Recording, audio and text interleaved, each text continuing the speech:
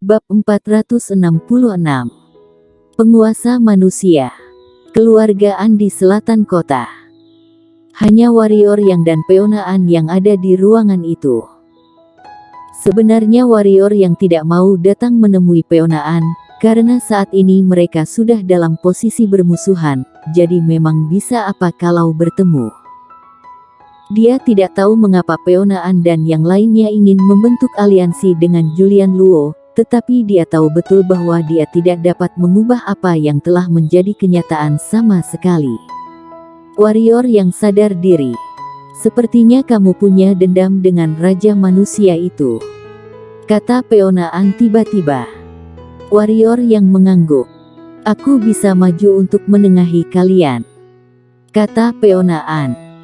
Warrior yang memandang dia dengan takjub. Peonaan berkata, penyatuan wilayah selatan adalah tren umum, dan itu bukan sesuatu yang bisa dihentikan. Karena, beberapa keluarga wilayah tengah, termasuk sekte peringkat 9, telah mencapai kesepakatan dengan Julian Luo untuk membantunya menyatukan wilayah selatan. Tidak, seharusnya menyatukan seluruh benua pendekar hitam. Jika kamu menentangnya, itu sama dengan menentang banyak keluarga dan sekte, mengerti? Apa yang dia janjikan kepada kalian? Warrior yang penasaran, apa sebenarnya yang dijanjikan Julian Luo kepada sekte-sekte dan keluarga besar ini, dan bahkan membiarkan sekte-sekte dan para keluarga besar ini membentuk aliansi dengannya. Peonaan merenung sejenak dan berkata, setelah semua wilayah bersatu, dia akan membiarkan semua sekte dan keluarga mendirikan sekte di berbagai wilayah.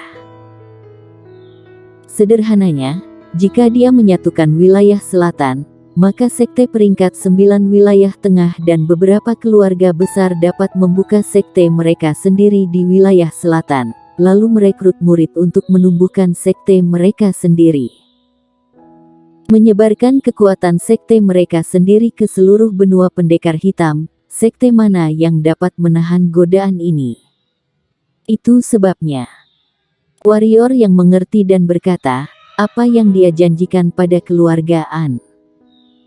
Biarkan toko keluargaan tersebar di seluruh benua pendekar hitam. Peonaan berkata, aku tidak punya alasan untuk menolak, karena momentum dia telah terbentuk. Menolak berarti berperang. Saat ini, ada kerajaan Dinghan di belakangnya, dengan dukungan sekte dan keluarga di kiri dan kanan, keluargaan tidak bisa melawan. Warrior yang mengerutkan kening, mendengarkan kata-kata peonaan, situasi Kaisar Si dan Kaisar Monster saat ini sangat buruk. Karena hanya mengandalkan kekaisaran Qin dan kerajaan Monster saja tidak bisa melawan kerjasama semua keluarga dan sekte wilayah tengah dengan kerajaan Dinghan, apalagi masih ada partai Yuan dan lainnya di kekaisaran Qin sendiri. Kebencian antara kamu dan Julian Luo bukanlah kebencian kematian. Jika aku maju untuk menengahi kalian, itu seharusnya bisa diselesaikan. Dengan kemampuan kamu, dia pasti akan menggunakan kembali kamu, kata peonaan. Warrior yang memandang peonaan dan menatap langsung ke pihak lain seperti itu. Peonaan sedikit mengernyit dan hendak mengatakan sesuatu, tetapi warrior yang tiba-tiba menggelengkan kepalanya dan tersenyum berkata, aku tiba-tiba menemukan bahwa kita mungkin saja benar-benar tidak cocok. Aku tahu kamu memikirkan diriku, dan aku menerimanya. Jika kamu dan aku bertemu satu sama lain di masa depan, kamu tidak perlu berbelas kasih, karena kamu tidak berutang apapun kepada aku. Demikian pula, aku tidak akan berbelas kasih, karena aku tidak akan pernah berbelas kasih sekecil apapun kepada musuh. Setelah berbicara, warrior yang berbalik dan pergi. Tubuh peonaan menegang, menyaksikan warrior yang berjalan selangkah demi selangkah dengan terpesona. Musuh, dirinya dan dia akan menjadi musuh. Dengan kata lain, mulai saat ini, dia menganggap dirinya sebagai musuh. Ya, itu pasti. Dia egois dan picik. Dia tidak bisa menerima sedikit pun kekurangan di matanya, dan dirinya telah membentuk aliansi dengan musuh dia. Dia pasti menganggap dirinya sebagai musuh. Tapi apakah dirinya melakukan sesuatu yang salah? Tidak ada yang salah dengan keluargaan, hanya dengan mengikuti tren akan bisa bertahan selamanya. Sebagai kepala keluargaan, sangat wajar untuk melakukan ini, tetapi dengan melakukan ini, itu sama saja dengan menjadi musuh dengan dia. Apakah dirinya ingin menjadi musuh dengan dia? Warrior yang tidak menoleh ke belakang, dia tahu itu agak tidak adil bagi Peonaan, tetapi tidak berdaya, dia hanya bisa melakukannya. Setelah dia membuat pilihan, mereka hanya bisa bermusuhan. Sekarang lebih baik perjelas, maka tidak ada pihak yang ragu pada saat itu. Ini tidak diragukan lagi adalah solusi terbaik. Warrior yang berhenti karena wanita berbaju hitam muncul di depannya. Warrior yang sedikit kesal, dan berkata, apakah kamu tahu bahwa kamu sangat menyebalkan? Jika kekuatannya cukup, dia pasti akan menelanjangi wanita di depannya dan melecehkannya 100 kali, 1000 kali. Karena wanita ini selalu mengancamnya dan suka melemparkan semua kesalahan kepadanya, itu membuatnya sangat kesal. Rasa dingin datang, menyebabkan warrior yang menggigil tak terkendali. Minta maaf padanya. Suara wanita berpakaian hitam itu sangat dingin, tanpa jejak emosi. Warrior yang berkata, Nyonya An, aku tidak ingin menjadi musuh kamu, tetapi sayangnya, kamu memilih untuk berdiri di sisinya. Aku tidak bisa mengatakan bahwa pilihan kamu salah, tetapi sudah menjadi fakta bahwa kita telah bermusuhan. Sekarang kita telah mencapai titik ini, apa yang kamu ingin aku katakan dan bagaimana melakukannya? Kamu akan mati. Suara Peonaan datang dari belakang. Warrior yang menggelengkan kepalanya dan berkata, kamu tidak memahamiku, dan aku tidak memahamimu, hehe, begitu saja, aku benar-benar tidak suka penundaan dan keragu-raguan. Selamat tinggal. Setelah selesai berbicara, warrior yang tidak tinggal diam, mempercepat langkahnya, dan menghilang dari pandangan Peonaan dalam sekejap. Bibi, apakah aku salah? Peonaan memandang wanita berbaju hitam itu. Wanita berpakaian hitam itu berkata dengan sungguh-sungguh, orang ini berpikiran sempit, dan metodenya sangat kejam. Yang paling penting adalah bakat dan kekuatannya sangat menakutkan.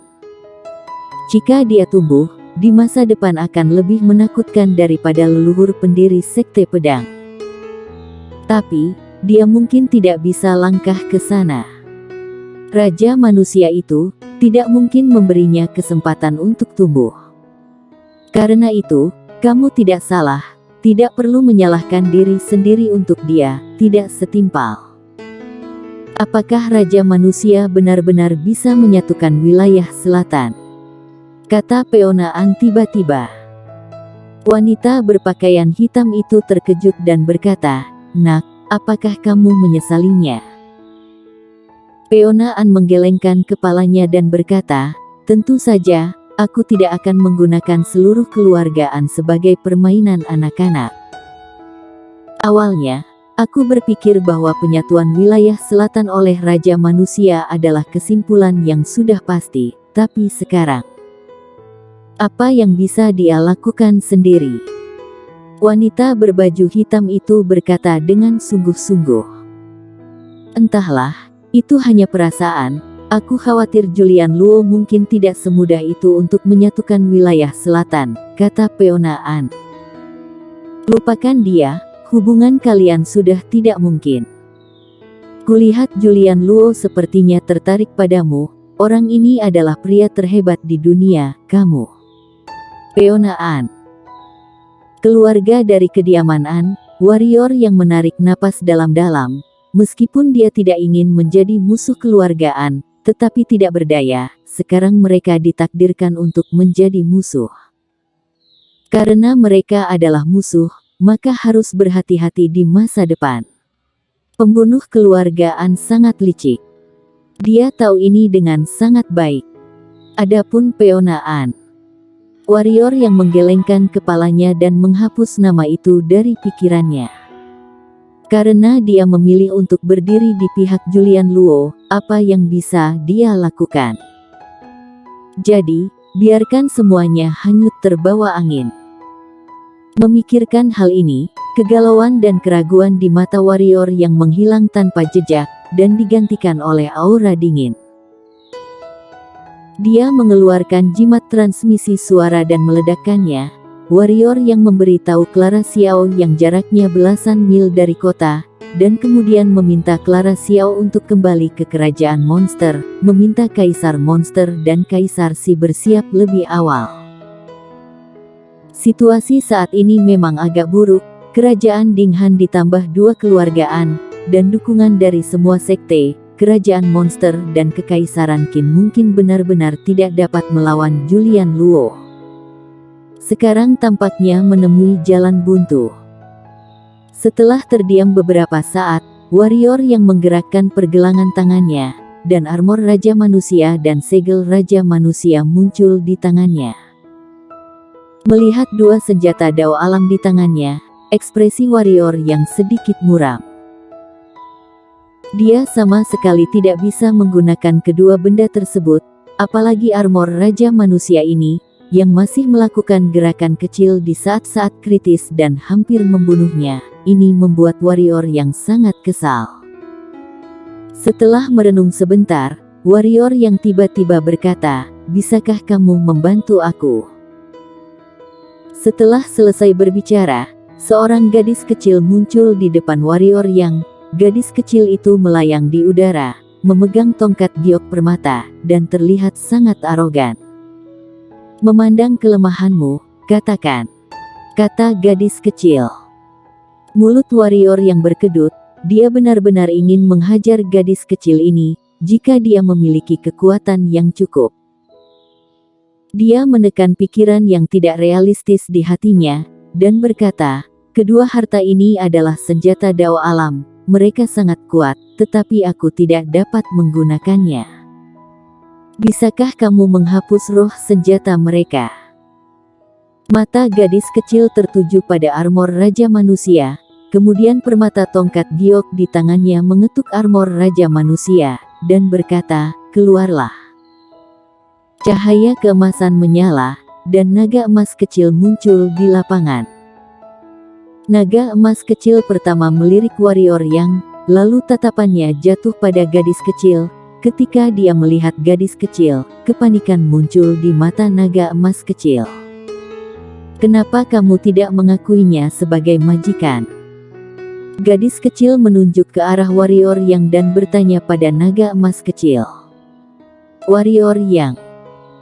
Naga emas kecil melirik warrior yang, lalu menggelengkan kepalanya, lalu terus berenang di depan gadis kecil, seolah menjelaskan sesuatu. Bang! Tongkat giok di tangan gadis kecil menghantam kepala naga emas kecil, dan naga emas kecil segera merangkak di tanah, tubuhnya gemetar. Gadis kecil berkata, "Berhentilah berbicara omong kosong. Jika bukan karena memandang tidak mudah bagimu untuk mencapai kultivasi sekarang, aku akan membuyarkan kebijaksanaan dengan satu pukulan dan membiarkanmu kembali ke alam semesta." Satu kata, apakah kamu ingin mengakuinya sebagai majikan? Jika tidak, maka aku akan pukul kamu sampai mati. Warrior yang... Naga emas kecil menatap gadis kecil dengan sedih, tetapi gadis kecil itu tidak bergerak sama sekali, lalu mengangkat tangan kecilnya yang bersinar dengan cahaya biru kristal. Di bawah ancaman gadis kecil, naga emas kecil akhirnya menatap warrior yang, dan kemudian terbang ke warrior yang dengan sangat enggan. Di mata warrior yang bersemangat, alis naga emas kecil tiba-tiba meledak dengan cahaya keemasan dan melesat ke alis warrior yang. Setelah beberapa lama, Warrior yang tampak bahagia, karena dia bisa dengan jelas merasakan emosi naga emas kecil saat ini. Gadis kecil menarik kembali tangan kecilnya, dan berkata, "Dia telah mengakuimu sebagai tuan, kamu dapat menggunakan 2 potongan sampah ini. Aku kembali untuk beristirahat. Belakangan ini, aku harus berlatih untuk memulihkan kekuatan aku. Aku mungkin tidak bisa keluar untuk waktu yang lama. Jangan mencari masalah. Mengerti?" "Apa yang dianggap tidak mencari masalah?" kata warrior yang. Gadis kecil mengerutkan kening dan berpikir lama sebelum berkata, "Jangan menyinggung orang yang tidak bisa kamu kalahkan, paham? Lalu bagaimana jika seseorang yang tidak bisa kukalahkan memprovokasiku?" kata warrior yang. "Bunuh dia." Gadis kecil berkata, "Begitu saja. Bagaimana jika aku tidak bisa membunuh dia? Kalau begitu lari." Warrior yang bersambung,